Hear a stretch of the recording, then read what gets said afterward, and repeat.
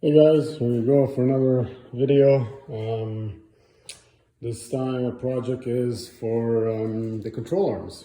I got the whole kit. I will not be replacing them one by one. I'll just replace them as a kit together.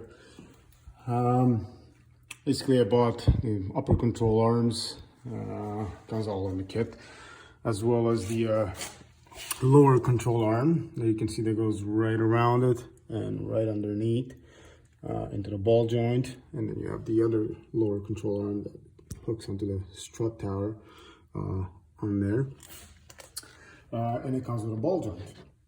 So that's today's project. You're probably wondering, why did I take the wheel fender liner off? You don't really have to remove that for this job. I did it because of I do drive this thing in the winter time. As you can see, there's just quite a bit of rocks and dirt and salt. So I was thinking, while I'm here, I might as well clean that up, vacuum it or wash it off. And the fender liners are really bad. This is my fender liners. So you pretty much see how much mud have caked on it. Definitely don't really like that. They want to wash it inside the car, as I have just too much hassle of cleaning it on the inside, because you're not going to get most of it out. You're going to get probably parts of it out. And I do have an aftermarket colder intake and all that, and I just didn't want to screw around with covering that so water doesn't get on there. I just figure it will be a lot easier to remove those both sides and make my life a lot easier. So I'll show you, in case you guys wonder how to remove that. I didn't take a video of removing these tabs, but whoever doesn't know how these kind of plastic tabs work, this is what secures and hold the fender liner on any of these little kind of like studs kind of looking. You slide them inwards, and I'll just show you. Once the felt is on, it'll slide over, and that tab, there's just a little dirt on there, but that tab here secures it from backing out. So what I used is I used a pick tool, which I'll show you in just a second. I used the pick tool. Just gonna have to do one hand here. So pick tool, lift that tab up. As that tab, obviously you can't see it right now, it's lifting up. Once the felt is in place, it secures it really nice, but that tab lifts up. If you push the tab in behind, once that tab lifts up, you'll be able to push it down and it will fall off. Obviously it's not the easiest. I broke one, I think, tab, depends on how long they've been in there. I just use the pick tool. I find that it's a lot easier. The pick tool to lift in behind it, go inside, lift that little tab and just push it outwards. You can use a little screwdriver to pry it backwards. If there's dirt or whatnot, or salt buildup, obviously it'll be a little hard. Or if it's, have no dirt, it should come off fairly easy. They are a little bit of a pain, but it's definitely doable. So my goodies here. The goodies are the control arm. Obviously I marked them down just to make it easy for myself, instead of looking from which one is the right, left. The parts itself, they do have them marked as well on the inside, and I separated for myself just so I kind of know. They all have a marking on it, left or right. So it says left for being driver's side, right for being passenger side. That's how they go. Not if you stand in front of the vehicle thinking the left side is the passenger, the driver is right side. But no, it's left side as driver, passenger is right side. And they do supply all the bolts necessary. However, they supplied me the bolts on here For some reason, I got, looks like I got a pinch bolt here as well that goes right on top of the control arms. They also provide me a bag of pinch bolts, a separate bag of pinch bolts. So I might have some extra pinch bolts, which is great. Yeah, it's pretty straightforward. I got the Meyle. I got it off just here in town of someone who bought it and then you end up using it. I was gonna buy it from the States, either FCP Euros or ECS Tuning. That's the Meyle. They do sell the 034 Motorsport, but I'm not willing to do any business with 034 Motorsport. They think they own like a Bentley or a Rolls Royce. They don't do business with the Canadians. They only do with the US. So unfortunately, we're not, you know, I would understand if I was in Russia or somewhere in the Middle East, somewhere there they don't do business with, but we're just across the street. We're Canadians, we're providing a business. If you don't want our business, well, the way I look at it, see ya, ciao. I'm going to be doing business with someone else.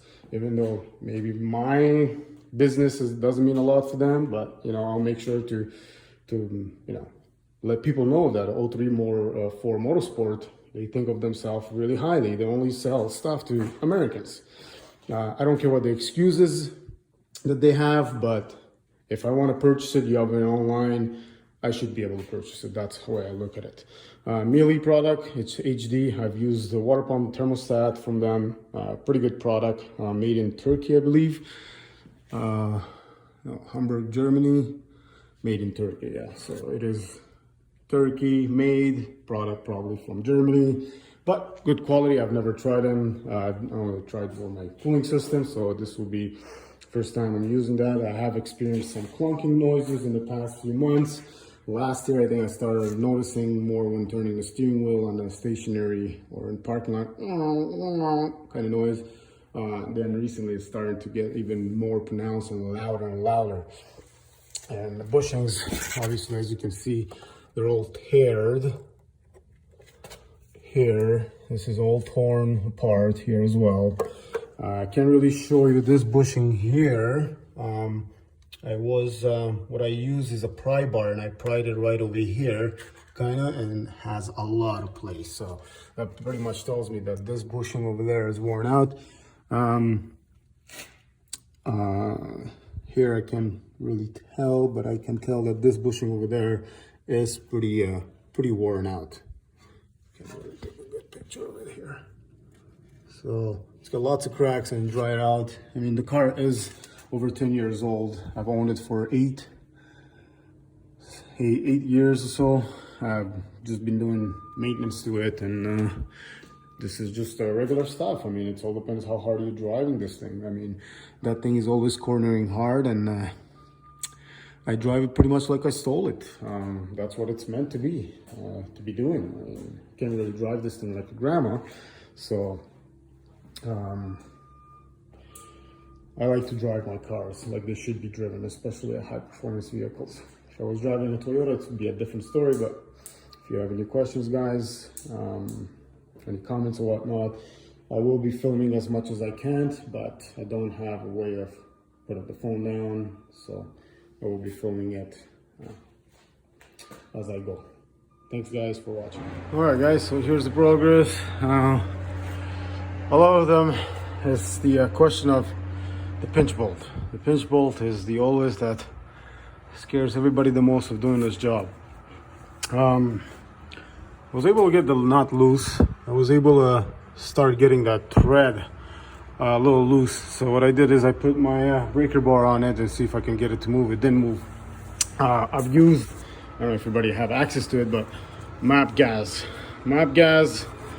Obviously I'm replacing the upper control arms, so I don't really care about these bushings. They can go marshmallow as much as they want.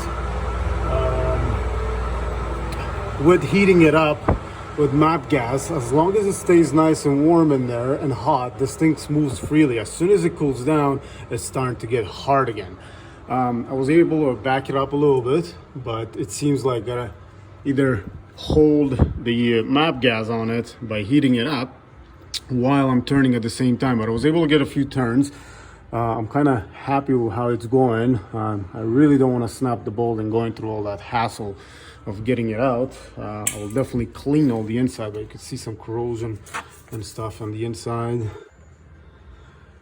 That's what you get living in a country where they use salt, or in a province, let's say, use salt. That's what happens driving the vehicle in the wintertime. But this is the update, and we'll keep cracking at it. I just don't have a way of holding my phone here. But I will get this out. I'll warm it up more, heat it up till I get it somewhat loose, and hopefully it comes out freely. So we'll come back on that. Hey guys, so here's the finished project. Couldn't really film it as I was going, dealing with suspension work and just a little bit of a pain in the butt, but didn't really have a way to hold my phone. Hands were always dirty and greasy. But here's the finished project of this driver's side, the upper control arm. This was pretty easy, this bolt, as long as you heat it up with MAP gas or anything you have to heat it up. This will go marshmallow. I mean, that doesn't matter as long as you replace them and you don't just replace the bushings on it. It'll be fine. But my bolt came off nice and easy with just a little bit of heat in it and didn't break. Same for the other side. A lot of people break them, which it is a pain in the butt. I don't personally like breaking stuff, or bolts especially. It just turns the work into like a nightmare, which what I did is turned into a nightmare as well. So what happened here is when prying on here to pull the old control arm, they were really badly corroded inside. I did try and heat them up, but penetration fluid and all that. I tried tapping on it as well with a punch, with a hammer, and I was not successful anyways. But had my friend and I with the speckle fork and prying on it, and I mean, I didn't know that if we pried on it too hard, the knuckle wants to come out, so the axle is still held in. What I did is the axle came out of the tulip. There's like a tulip inside, and it's joined, and there are like kind of bearings in it. We pulled on the knuckle so hard that the axle came out of the tulip, so I had to dismantle the whole knuckle, everything off, to be able to get the axle out, to put it back in. There's no way you can put back the axle back into that tulip, so it's basically a round thing and it comes out. You can, I mean, we used a little 2x4 with a little mallet, and we're able to hammer that back in because just the one side popped out and the other two sides were fine. Popped it back in and put it back together, and it seems to be fine now. It turns fine. The rotor turns fine. It doesn't stop like it used to. I wanted to stop when we pulled that too hard. Anyhow, that's what took a little bit longer. I had my buddy come up with the help me out. He's a master technician at Toyota, so he helped me out with the clamp, getting the clamp and the crimpers and all that to replace the clamp, because we wanted to see what's going on inside first. And I'm happy we got this done. I just hope there's no damage to the actual bearing or whatnot itself, so it's not making noise, but I won't know until I drive it. If that's the case, then the axle will have to be replaced, which is not as bad to do, but as you can see, the lower control arm has been replaced, as well as that lower guy and this one. They're pretty doable. They're just a little pain in the butt to torque them down with these 90 degrees and 80 degrees. That's definitely a pain. Here's a little bit easier torquing these bolts. This and over there, as the ones on the bottom there in the back are a little pain. But yeah, I'm very happy with the finished project.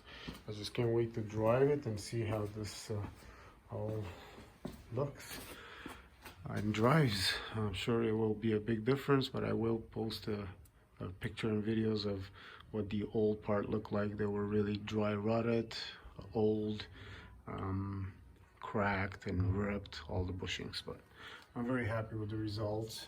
Came out pretty nice. Just can't wait to drive it.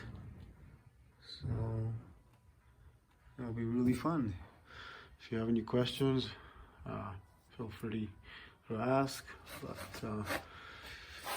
heat this up if you don't want that to break on you, and comes off pretty easy. I mean, if it keeps spinning here, you can shove like pliers. I held it with pliers a little bit on the side, and I was able to unscrew it and back off the bolt.